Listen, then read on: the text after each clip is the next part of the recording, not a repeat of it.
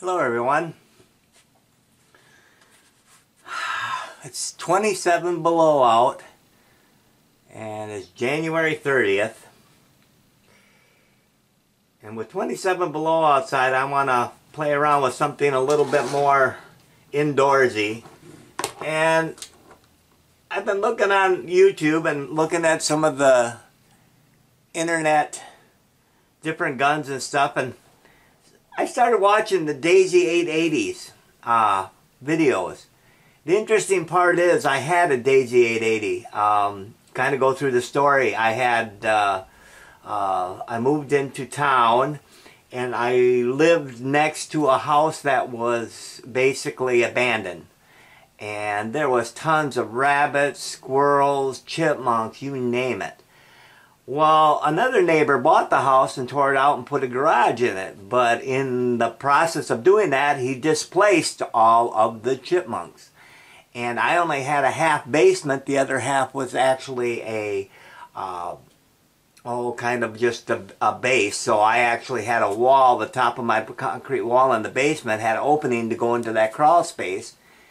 And one day I'm sitting there and I've had that feeling where something was looking at me, something was watching me, and I looked up and here was two chipmunks sitting in that corner of that crawl space watching me. And I knew then it had to cease and these animals had to be removed or destroyed. In other words, I had to get rid of them. So I went down to the nearest hardware store and what I found was a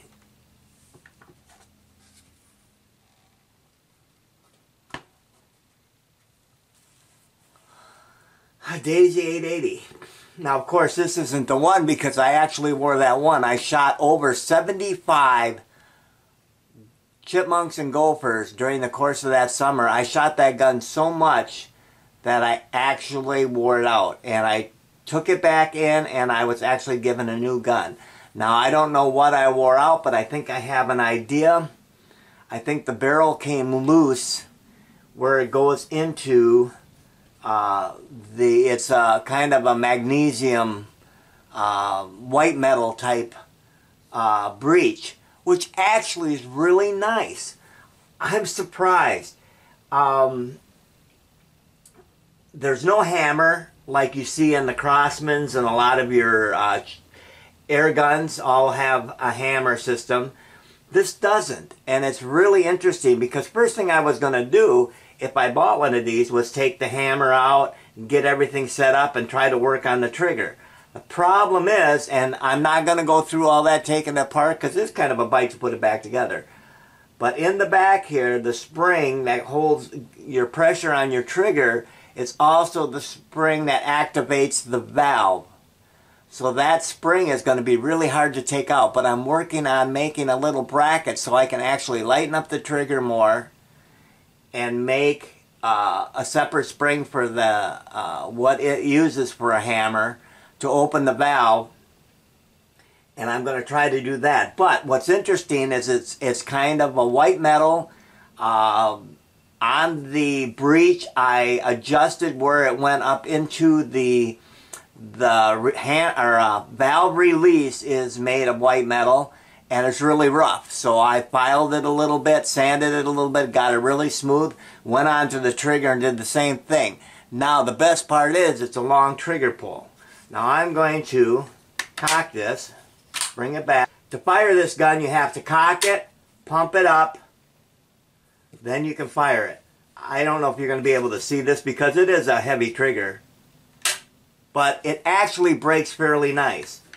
The thing that's interesting is it has a long pull, but it's because where it catches on, that catch goes like 1/8 of an inch onto the other. So you've got all that pull to pull that 1/8 of an inch off. So I took that down to not quite a little over a 1/16.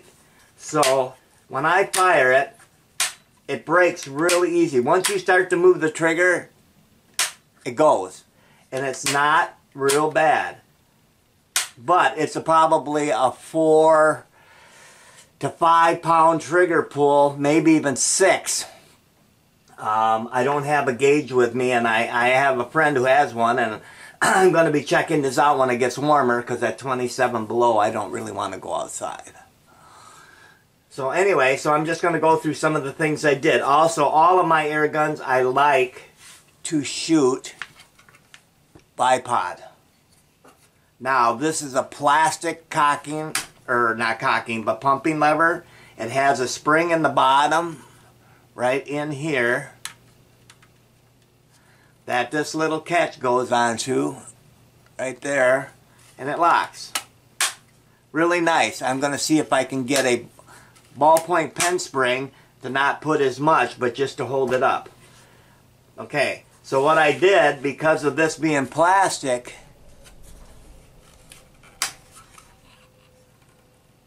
I actually drilled 2 holes, almost the exact same size as the screw, to get it so that it wouldn't put a lot of pressure on the plastic. Went in just the maximum I needed to, screwed it on, got everything lined up. I bumped the camera. Everything lined up, and then I took it back apart. I super glued it very well and put 2 screws in it, and I don't think I'll break that cocking lever. But if you do, you're taking a chance, and if you broke it, you would be buying a new one. Now that's another thing. You can write to Daisy, and you can get all these parts, and they're fairly cheap. Also, it has a very good manual. Kind of gives you more of an in-depth on everything. And of course, it's in multi-languages. And the open sights aren't too bad. I'm not real fond of the glow sights, because I do wear glasses. I have a hard time with the sun just right. Everything just kind of gets out of focus.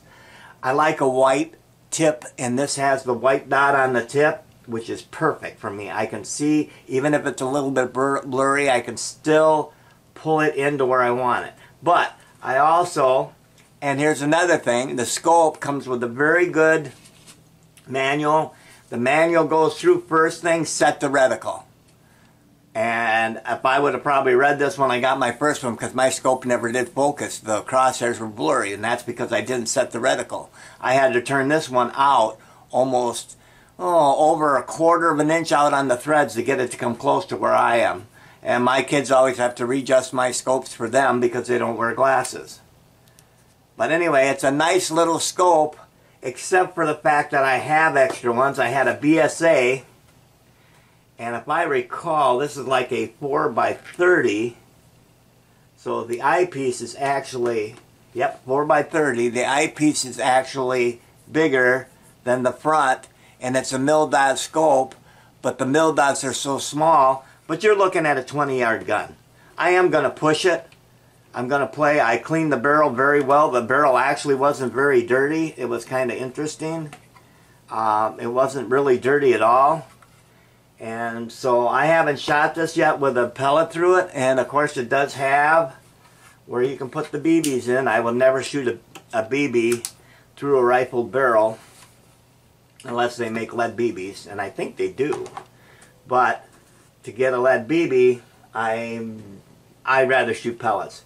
And I'm going to, in the process of buying this, I got this at Walmart for 35 bucks. I'm building it up for my granddaughters. I can put that scope on there. I can leave this scope on it.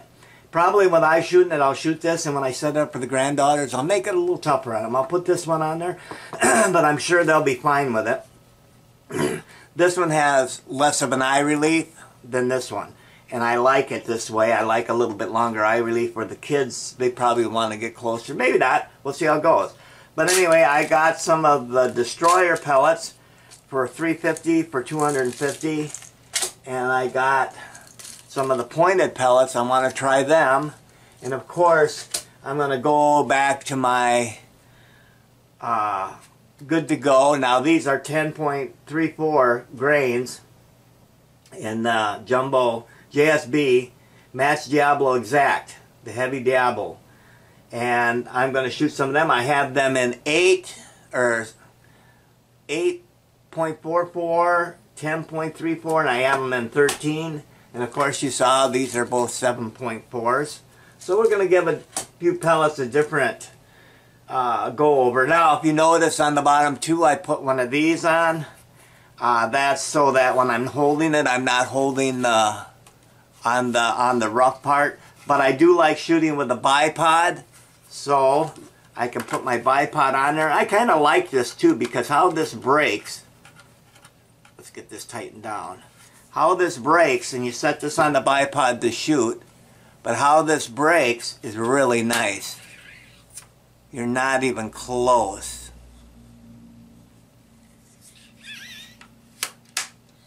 To coming close to hitting it, so you can cock this with it on, and then you can make your shot. You can shoot with it on or whatever.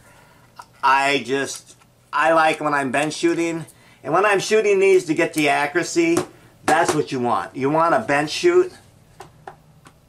And now I'm going to pull out my other gun.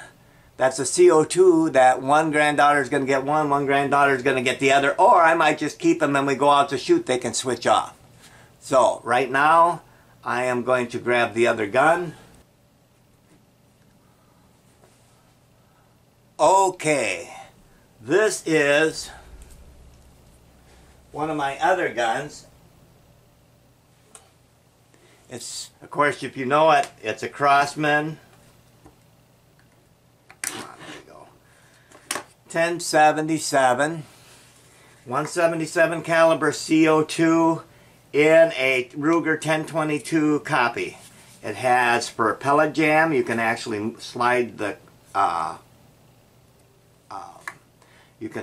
barrel forward. I actually have put a rubber grommet inside here to help hold it because the barrel had a little bit of looseness and increased the accuracy a lot. Also, I don't know if you'll be able to see, but this has sights where you could, it's over under, so I can use open sights on this plus the scope. This is just a little scope that I received. I think it's a, let's see, 1.5 to 5, and it is a Weaver scope, and it shoots pretty well. We use it for our shoot and run. We set up targets, set guns at different places you have to run, so what's happening is you're breathing heavy and you have to shoot and you have to hit a small target. Nothing real tiny, unless the last one we usually shoot at 100 yards. Then we could sit and do the bench, or if you want to lay down on the ground or whatever. But anyway, you usually use this for one of the shooting, but this one also has the glow, which, like I said, I'm not too fond of, so I use the scope. The boys usually use the open sight. It's kind of fun because it's a 10-shot repeater, and I am looking at some of the other repeaters. I see Hatsan has a lever action. I like that in a competition because a lever action you could actually shoot like 12 shots. Not as fast as you can pull the trigger, but you can keep your line of sight, everything, cock it, shoot, cock it, shoot, cock it, shoot. So that might be something that I'll be getting and doing a test on in the future when they're available. But I just wanted to let you know a little of something there that I've got and that I'm playing with. With the trigger on that, I just can't wait to see what it shoots like. But right now, thank you guys. Stay warm if you're in Wisconsin because it is cold. And I will see you.